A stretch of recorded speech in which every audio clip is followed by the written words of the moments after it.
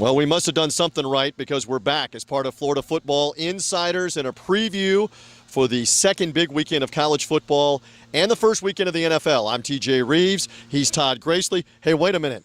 I think, some teams and players are maturing and growing. I think you grew since last week. Absolutely. Just like they have to be on the same playing field, so do we. Yeah, so now we've leveled things off a little bit. All right, so we've got a full slate of games involving teams in the state. Let's go ahead and take a look at the different matchups. You will notice in 3 of the cases for Florida State, Miami, and UCF, really an easy cupcake opponent at home. USF taking on Georgia Tech in an early game on Saturday, and then also the Florida Gators on Saturday night. You're going to talk a little more about this, have a chance to run roughshod once again over the Kentucky Wildcats. But in particular for Florida State and for Miami, bad taste in the mouth coming off of last weekend, and they get an easy opponent at home, Todd. Absolutely. 2 offenses that couldn't get it going last week. FSU, you look at them, DeAndre Francois having all kinds of issues. They lost 27-3.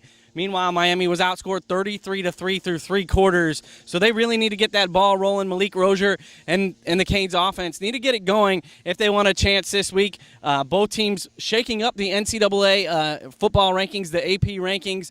FSU falling out of the top 25 and Miami moving back to the back half of that ranking. Yeah, Miami dropped from 8, dropped like 17 spots. Lucky probably they didn't drop out of the top 25. LSU obviously was very impressive in that game for sure. So we'll see if both of those teams can bounce back. The UCF Knights move up from 21st to 19th in the latest AP rankings. And for the Knights, they were led by Heisman candidate Mackenzie Milton, who threw for 5 touchdowns and over 340 yards as the Knights beat UConn 56-17. Now the Knights will bring their talents back to the dungeon and play in front of a home crowd as they take on South Carolina State, in which should be another dominant performance for the Knights as they look to continue the nation's longest winning streak to 15 games. The Florida Gators find themselves in the top 25 after throttling Charleston Southern last week at home, and luckily for the Gators, they have another easy opponent this week as they play Kentucky, a team they've beaten 31 consecutive games. Felipe Franks just straight dominant last week, threw for 5 touchdowns in the first half. November of 1986 is the last time that Kentucky beat Florida. We'll see if it changes. I doubt it in the swamp. All right, what about USF? Bulls taking on Georgia Tech. This is probably the best game of the weekend of all the state prominent college teams. Georgia Tech with an outstanding running attack. They've got a quarterback in Taquan Marshall that can really run the football. He had over 1,000 yards rushing as a quarterback last year. They had an easy win in their opener for the Bulls and Charlie Strong. Easy win over Elon, a game they led 31-0. Eventually Elon scored a couple times in the fourth quarter, finished 34-14. New quarterback Blake Barnett threw 3 touchdowns, ran for another one. This is going to be a tough test for USF. It's an early game. It's a noon game at Raymond James Stadium. A lot of the country will see it on ABC. Let's see what USF looks like. And now we're ready for the beginning of the NFL season. A lot of the viewers, a lot of the readers from FloridaFootballInsiders.com may know that I have association with the Tampa Bay Buccaneers, so I will be going to New Orleans with the Bucs for that opening game. More on that in a second. Are you excited for the NFL to get kicked off, Tom? Absolutely. It's great to see NFL football on Sundays. We also have the Dolphins and the Jaguars playing, so a full slate, all the Florida teams in action. It should be exciting. All right, let's take a look at those games. As Todd was mentioning, Jaguars off the playoff year a year ago, opening in New York against Eli Manning, Saquon Barkley, and the Giants. All of these are 1 o'clock games. As we mentioned, Buccaneers against the NFC South rival Saints. And the Dolphins actually open up out of the division against the Tennessee Titans, also at 1 o'clock at Hard Rock Stadium. Marcus Mariota and company in the playoffs a year ago. Miami trying to get back there. Schedule makers have the Jaguars heading up to New York to play the New York Giants, Eli Manning, Saquon Barkley, and company. For the Jaguars, they were the division champions last year, won 2 playoff games, and were just shy of a Super Bowl. You'll remember Tom Brady and company knocking off those chances and those hopes. They have a great running back in Leonard Fournette, the second-year player out of LSU.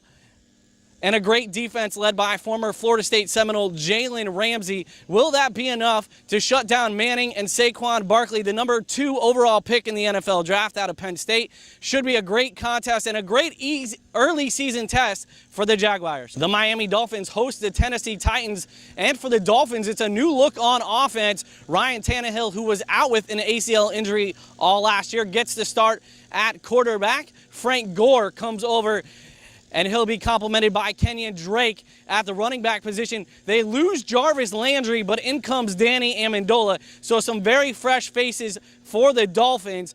And for the Titans, Marcus Mariota and company will hope to get back to the playoffs. Their first test will be Sunday in Miami.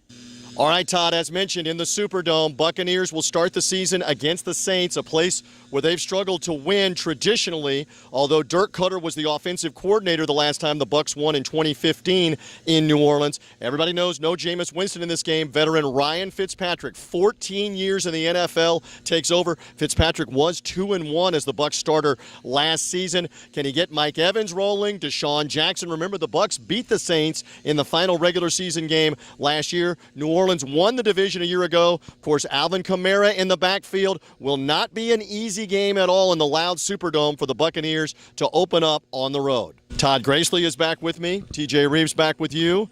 All right, so we're ready to add the NFL to the slate of games for this week. That's 8 prominent college and NFL games. Which one stands out the most for you to watch this weekend? Yeah, I'm looking forward to the Giants and the Jaguars.